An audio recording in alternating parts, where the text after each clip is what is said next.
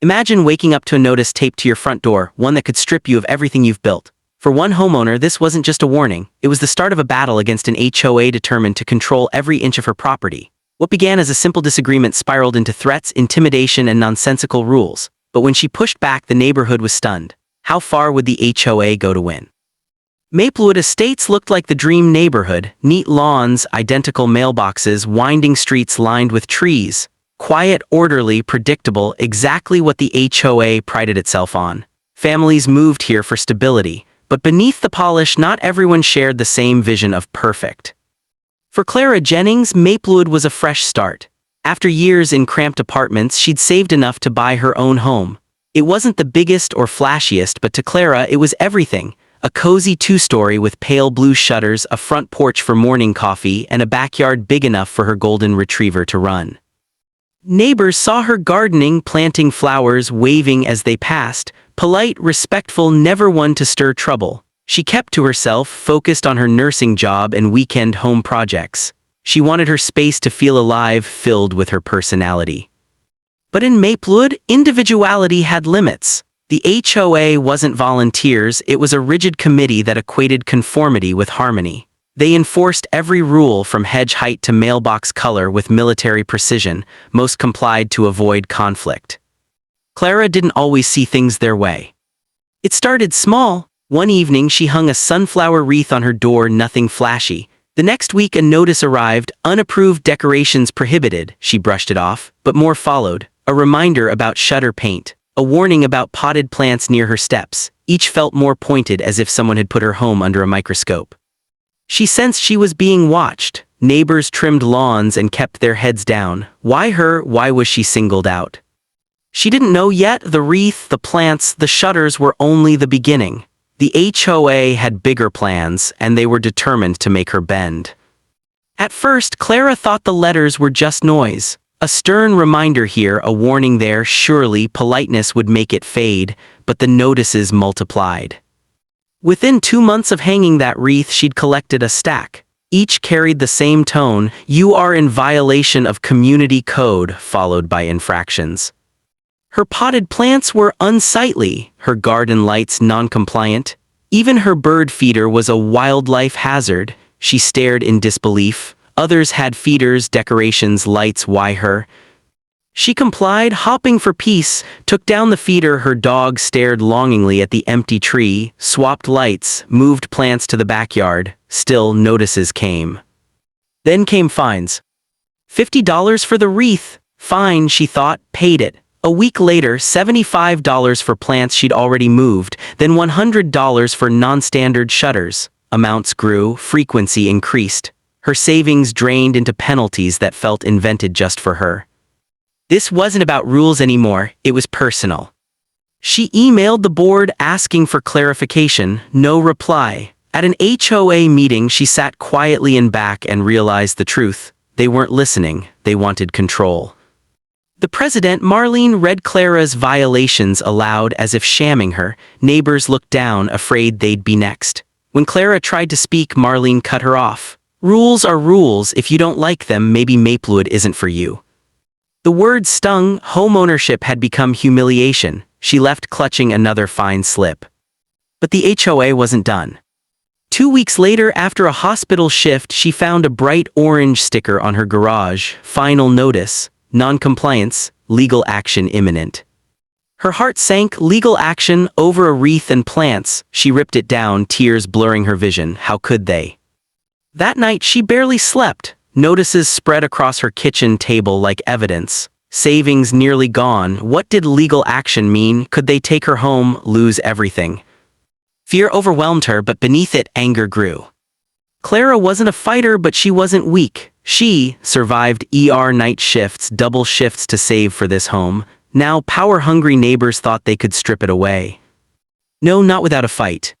She documented everything. Photos of her home proving violations were trivial or non-existent compared to others. Her neighbor 3 doors down had a giant flagpole, no fines. Another had bold red shutters, no notices. Enforcement was selective. She also noticed something else. Late at night, a car idled at her street's end, headlights dim, driver hidden. Once she caught Marlene near her driveway, clipboard in hand, measuring hedges. Harassment wasn't just paper anymore, it crept into her life. One Saturday, she stepped out to water her garden, trash bins overturned, garbage strewn across the lawn, a note taped to her door, "This is what happens when you don't follow the rules." Her hands trembled. Someone crossed the line. Who? Marlene, a board member, a neighbor encouraged by them. She didn't know, and that uncertainty gnawed. She confided in George, a neighbor of 20 years. His voice dropped. "You're not the first. They pick someone, pile on fines, force them to sell. You've become their target." Her chest tightened. So that was it. Not about wreaths or shutters, control, maybe profit. If she sold, they could flip the property to someone they liked. Compliance wouldn't save her. Silence wouldn't protect her. To keep her home, she'd have to fight, even if it cost everything. She prepared, contacted a property attorney, filed complaints with the state housing authority, submitting every photo and document, started attending HOA meetings again, not as observer but as fighter. Each time she showed up, tension shifted, board members avoided her, Marlene's smile tightened, whispers grew, what's going to happen? The stage was set, petty notices and harassment built to something bigger, a showdown exposing the HOA. But fear lingered. If they'd fine, shame, and threaten, what next when she refused to back down? The letter arrived on a rainy Thursday. Wedged between a flyer and her electric bill, the HOA logo stamped like a warning. She tore it open, bracing for another fine. What she read made her knees buckle. They weren't threatening anymore, they were filing a lien. Claimed her unpaid fines exceeded limits, giving them authority to claim her property, pay thousands in 30 days, or face foreclosure. Foreclosure over wreath plants and shutters. She dropped into a chair, letter trembling. They weren't controlling her anymore, they were trying to take her house, her sanctuary, everything she'd fought for. Tears welled, then burned away in anger. Enough. If they wanted war, they had won. The next HOA meeting was packed. Word spread Clara would confront the board. Neighbors filled the clubhouse, murmuring as Marlene called it to order. Clara sat front row, documents in a binder, not there to beg, there to expose. When homeowner concerns opened, Clara stood, voice steady. "I'd like to address the notices and fines against my property." Marlene rolled her eyes. "We've explained, you're in breach, consequences are clear." Clara didn't flinch, held up photos. "Explain why my shutters are non-standard while my neighbor's bright red ones aren't flagged, why my plants violated rules when half the street has planters, why my bird feeder was removed while 2 others remain untouched." The room shifted, neighbors leaned in, whispering. For the first time, they weren't looking down, they were looking at the board.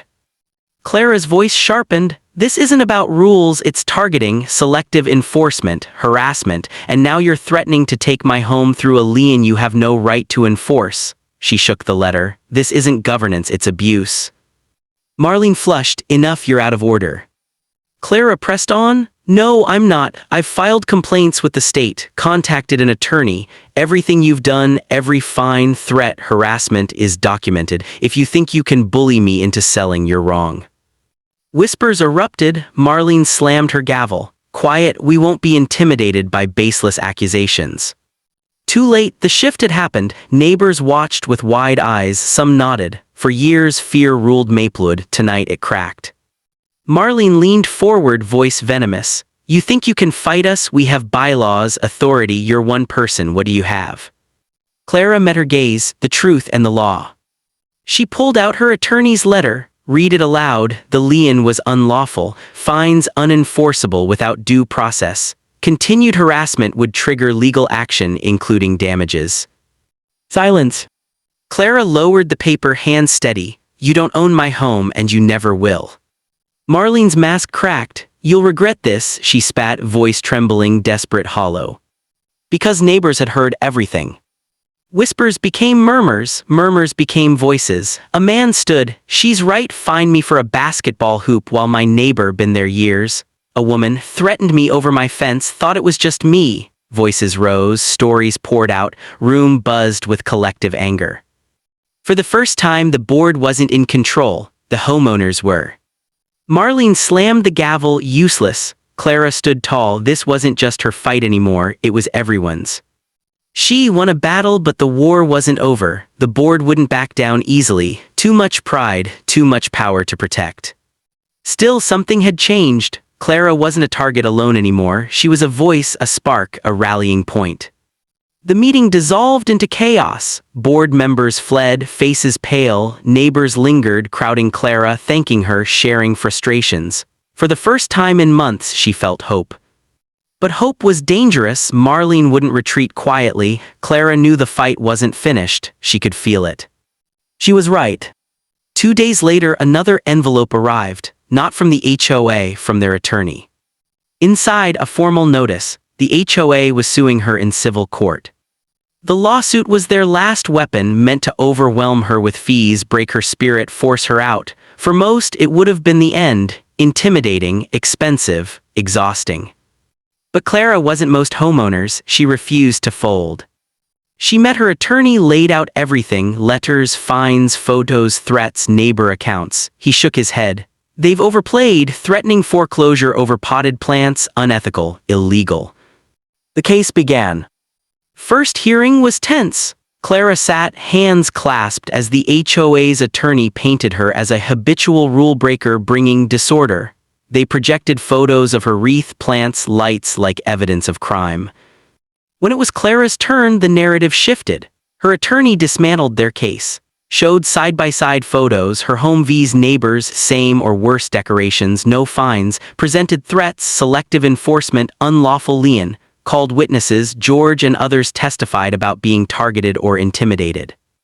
By day's end, clear to all, including the judge, this wasn't about rules, it was about power. Ruling came swiftly, lien void, fines dismissed. HOA acted beyond authority, pattern of harassment undeniable, court sided with Clara, HOA ordered to pay her legal fees. She walked out lighter than in months, fear gone. She stood her ground, won. Victory didn't end there. News spread through Maplewood. Word of mouth flew. Homeowners knew the details. Those who once whispered now spoke openly. Meetings once empty now packed, residents demanding accountability. Pressure grew. Within 3 months, 3 board members, including Marlene, resigned. Reputations shattered. Authority gone. New election held. Board now made of people who cared about fairness, not control. Clara didn't run, didn't need to. Her fight changed the neighborhood forever. Neighbors treated her differently, no longer just the quiet nurse in the blue-shuttered house. She was resilience. People waved, stopped to thank her, brought baked goods, offered garden help. Isolation gone, belonging found. Scars lingered. Some nights she replayed the fear, threats, humiliation, but instead of breaking her, they hardened her resolve. Silence empowered bullies. Sometimes doing right meant standing alone until others found courage to join.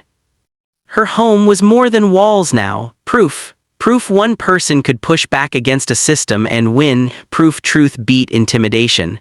Proof justice could prevail even against overwhelming odds. And a reminder for Clara and all of Maplewood, rules should never cost humanity. She often wondered, what if she'd given in, sold like others? Maplewood would have stayed unchanged, ruled by fear, residents too scared to resist. Instead, one act of defiance sparked a movement that reshaped the community. Her story became a cautionary tale whispered to newcomers: don't let them push you around. Remember Clara, remember what she did. She never sought recognition, but her victory left a mark that would last. In the end, the wreath, the sunflower wreath that started it all, returned to her front door, not as rebellion, as symbol. Quiet, powerful reminder, no matter how small the start, no matter how overwhelming the opposition, one person's courage can change everything. So next time you see a wreath, a garden, even a bird feeder, ask, is it really worth fighting over, or just a reminder of how far people go when they confuse power with control? Because everywhere there are Clara's, people who just want to live peacefully in homes they worked for, and Marlene's, people who let rules blind them to compassion. The question is, which side would you stand on?